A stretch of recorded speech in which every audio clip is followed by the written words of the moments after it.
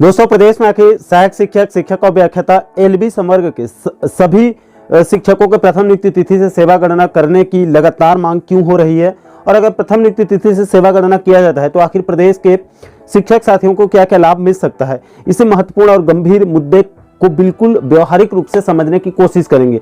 इसलिए दोस्तों, इस वीडियो को आप अंत तक जरूर देखिए, पूरे मामले को अच्छे से समझने की कोशिश कीजिए। नमस्कार दोस्तों, मैं हूं आपका दोस्त लोकेश साहू और आप देख रहे हैं लोकेश छत्तीसगढ़िया यूट्यूब चैनल। आप सभी साथियों का हमारे इस चैनल पर बहुत बहुत स्वागत है। दोस्तों, सबसे पहले आपकी जानकारी के लिए बता दूं कि प्रदेश के तकरीबन 1,80,000 से भी ज़्यादा शिक्षाकर्मी पूर्व में रमन सरकार में लगातार संविलियन की मांग कर रहे थे और आखिरकार उनकी मेहनत रंग लाई और 2018 में ठीक चुनाव से पहले तत्कालीन सीएम डॉक्टर रमन सिंह जी ने एक कार्यक्रम के दौरान प्रदेश के सभी 1,80,000 से भी ज़्यादा शिक्षा कर्मियों की पंचायत विभाग से शिक्षा विभाग में संविलियन करने का ऐलान कर दिया, जिसके बाद सभी शिक्षाकर्मी साथी अब नियमित शिक्षक के रूप में अपनी अपनी सेवा दे रहे हैं। लेकिन दोस्तों, इसमें एक पेच ये फंस गया कि सरकार ने 2018 में संविलियन तो कर दिया, लेकिन उनकी पूर्व सेवा को शून्य कर दिया, यानी कि इनकी पूर्व सेवा की गणना ही नहीं हो रही है। सरकार का कहना है कि चूंकि इनका संविलियन 1 जुलाई 2018 को हुई है, ऐसे में ये 1 जुलाई 2018 से ही नियमित शिक्षक हैं। उससे पहले आप क्या थे हम नहीं जानते, ये सरकार का तर्क है। अब दोस्तों, छत्तीसगढ़ सहायक शिक्षक, समग्र शिक्षक फेडरेशन और अन्य शिक्षक संगठनों के द्वारा प्रथम नियुक्ति तिथि से सेवा गणना करते हुए वेतन विसंगति दूर करने की लगातार मांग किया जा रहा है। इसको लेकर कई बार आंदोलन भी हो चुके हैं।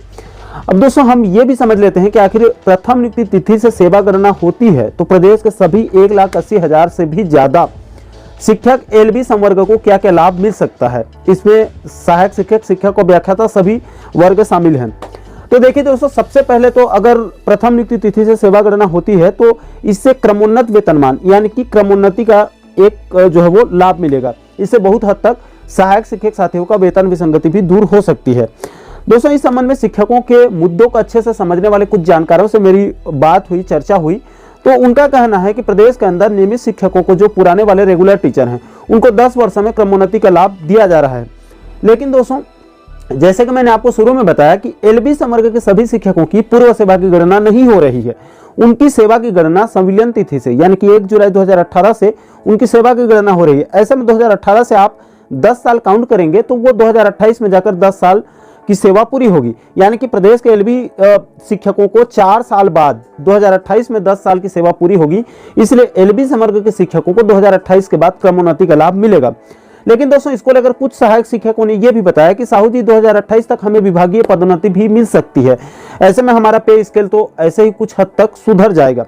ऐसे में 2028 में हमें क्रमोन्नत वेतनमान का लाभ जो 2028 के बाद मिलेगा उसका ज्यादा फायदा नहीं होगा। अगर अभी 1-2 साल के अंदर हमारी पुरानी सेवा की गणना करते हुए क्रमोन्नत वेतनमान का लाभ दिया जाता है, निश्चित रूप से इसका अच्छा खासा फायदा हमें मिल सकता है।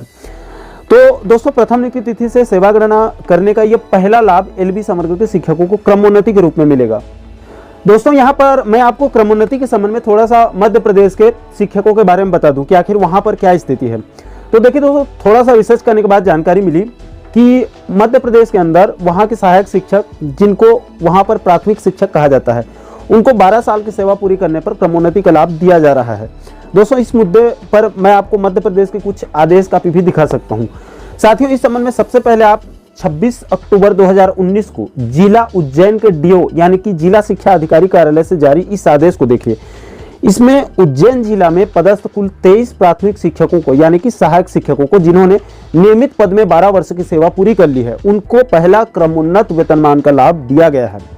इसके अलावा दोस्तों, इसी मुद्दे पर एक आदेश अभी 4 दिन पहले 3 जनवरी 2024 को उसी मध्य प्रदेश के मुरैना जिला, इस बार मुरैना जिला के जिला शिक्षा अधिकारी कार्यालय से एक आदेश जारी किया गया है, जिसमें मुरैना जिला के कुल 420 सहायक अध्यापकों को, जिन्होंने 12 साल की सेवा पूरी कर ली है, उनको प्रथम क्रमोन्नत वेतनमान का लाभ दिया गया है।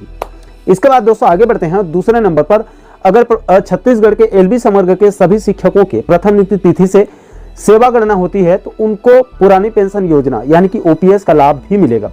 देखिए दोस्तों, जैसे कि आप सभी साथियों को पता होगा कि प्रदेश में 2022 से ओपीएस बहाल हो चुकी है, लेकिन उसमें भी सरकार ने एक नियम ये बनाया है कि ओपीएस का लाभ उन्हीं कर्मचारियों या शिक्षकों को मिलेगा जिन्होंने 10 साल नियमित पद में अपनी सेवा पूरी कर ली है।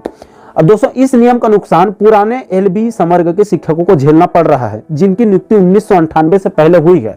उन एलबी शिक्षकों को ओपीएस का लाभ नहीं मिल पाएगा। दरअसल इसमें पेंच ये फंस रहा है कि 1998 से पहले जिन एलबी शिक्षकों की नियुक्ति हुई है उनका 2018 आते आते आधे से ज्यादा सेवा पूरी हो चुकी थी। उसके बाद उनका 2018 में संविलियन हुआ है। अब उनकी 10 साल की सेवा 2028 में पूरी होगी। लेकिन दोस्तों बहुत सारे पुराने शिक्षक 2028 आने से पहले पहले ही 2026 या 2027 में ही सेवानिवृत्ति यानी कि रिटायरमेंट हो जा रहे हैं। तो इस स्थिति में उन शिक्षकों को चाह कर भी ओपीएस का लाभ नहीं मिल पाएगा। लेकिन दोस्तों यहाँ पर सरकार के द्वारा पूर्व सेवा यानी कि उनके प्रथम नियुक्ति तिथि से सेवा गणना की जाती है। तो ऐसे में प्रदेश के सभी 1,80,000 से भी ज्यादा शिक्षकों को बराबर ओपीएस का लाभ भी मिलेगा। इसमें किसी को चिंता करने की जरूरत नहीं होगी। दोस्तों इसका भी आपको एक सटीक उदाहरण आपको देना चाहूंगा। देखिए दोस्तों, इसी मुद्दे पर कुछ दिन पहले ही महासमुंद जिले में एक शिक्षिका काम कर रही है, वहां पर पदस्थ हैं। हालांकि उन मैडम जी ने अपना नाम बताने के लिए मना किया है, इसलिए उनका नाम आपको मैं नहीं बता सकता। उन्होंने अपनी पूरी जानकारी व्हाट्सएप में भेजी थी। उनकी नियुक्ति भी 1998 से पहले मध्य प्रदेश पंचायत भर्ती नियम के तहत शिक्षाकर्मी के रूप में उनकी नियुक्ति हुई थी और इसी 10 साल से कम सेवा यानी कि 2028 से पहले रिटायरमेंट हो जाने की वजह से उनको भी ओपीएस का लाभ नहीं मिल पाएगा। इसलिए उन्होंने निवेदन किया था कि लोकेश भाई आप इस मुद्दे पर वीडियो जरूर बनाइए ताकि हमारी पीड़ा शासन प्रशासन के साथ साथ शिक्षक संगठन के नेताओं तक पहुंचे, ताकि अंतिम समय में जाते जाते हमें बुढ़ापे का सहारा यानी कि ओपीएस का लाभ मिल जाए। अब दोस्तों ऐसे में वाकई में गंभीरता से सोचने की जरूरत है कि एक व्यक्ति जीवन भर कोई विभाग को अपनी सेवा देता है और अंत में ओपीएस के लाभ के लिए सिर्फ 1-2 साल ही कम पड़ जाने से उसको ओपीएस के लाभ से हाथ धोना पड़ता है, उसको बाहर किया जाता है। इधर दूसरी तरफ हमारे अनपढ़ अंगूठा छाप नेता जो ना तो पढ़ाई करते हैं ना ही उनके पास कोई डिग्री होती है, फिर भी उनको मात्र 5 साल की सेवा में दबाकर पेंशन का लाभ मिलता है और जितनी बार विधायक और सांसद बनते हैं उतनी बार की पेंशन का लाभ उठाते हैं।